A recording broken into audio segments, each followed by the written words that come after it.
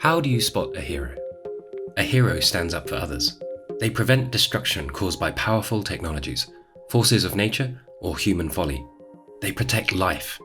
We might now picture a fictional character, but heroes like this do exist in the real world. Without the capes and masks, they're just not as easy to recognize. Instead, they are ordinary people who find themselves in extraordinary situations, at a crossroads with significance far beyond themselves.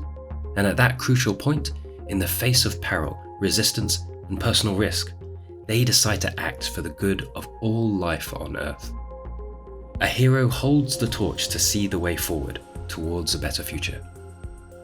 Can we see ourselves in this position? Heroes from the past have much to teach us. Let's meet some of them now. In October 1962, at the peak of the Cuban Missile Crisis, Vasily Arkhipov found himself stationed on a Soviet submarine equipped with a nuclear torpedo that had just been discovered by the US Navy near Cuba. Dying batteries had created overheated conditions, sailors were fainting from lack of oxygen, and communication with Moscow had been cut off for over a week. When the Americans dropped depth charges to signal the Soviet submarine to surface, both the captain and political officer concluded that World War III had started. Exhausted, nervous, and without radio signal to clarify the situation, the two decided to launch a nuclear torpedo at the US fleet. Despite the extremely tense situation, Vasily Arkhipov kept a cool head.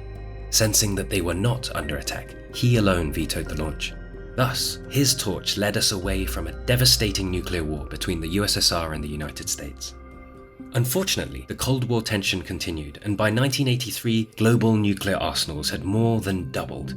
Enter our second hero, Stanislav Pietrov.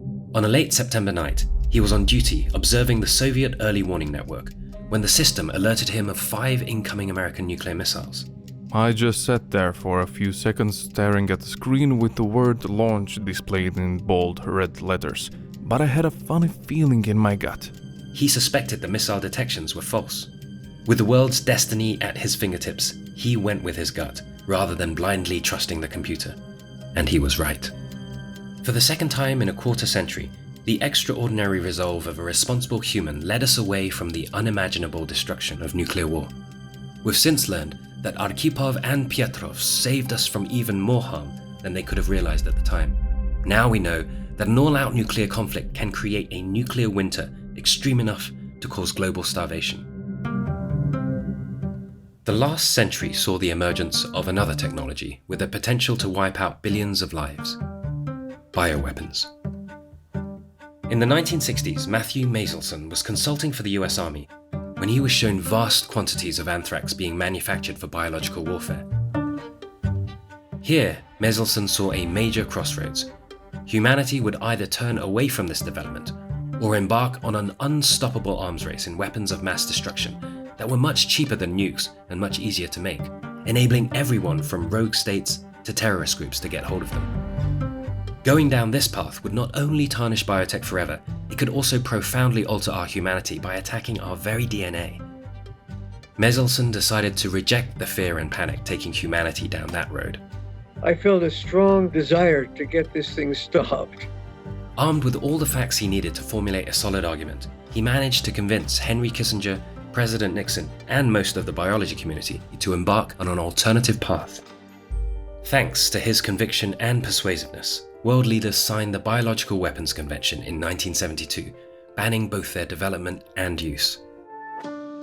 Meanwhile, another biological killer had been ravaging the globe for centuries. Smallpox was one of the worst diseases ever to afflict our species, until two heroes confronted it. In 1958, Soviet virologist Viktor Zhdanov, with great persistence, managed to convince the World Health Assembly to launch the smallpox eradication program, on which the USA and the Soviet Union collaborated, despite the Cold War. To make this global effort a success, epidemiologist William Fagey developed innovative surveillance and containment techniques, enabling total eradication while vaccinating only a small fraction of the population. In 1980, smallpox was declared fully eradicated, which according to UNICEF has saved over 200 million and counting. This success shows that making the world a better place can involve many persistent collaborators over many years. And collaboration was also vital in saving the Earth's ozone layer. ozone destruction, and the resulting damage to our crops, skin, and DNA is another horrific scenario we don't have to live out, thanks to the contributions of 3 more heroes. Joseph Farman's remarkable Antarctic measurements led his team to discover an alarmingly large and expanding hole in the Earth's protective ozone layer. Susan Solomon was the Sherlock Holmes of atmospheric science, cracking the long unsolved puzzle of how CFCs, chemicals then widely used including in fridges, spray cans, and inhalers, were destroying ozone so fast over Antarctica. I was a young scientist. I was 29 at the time, and I decided that I was going to try to take my photochemical model and make it stand on its head. And when all those measurements were in, people got pretty convinced.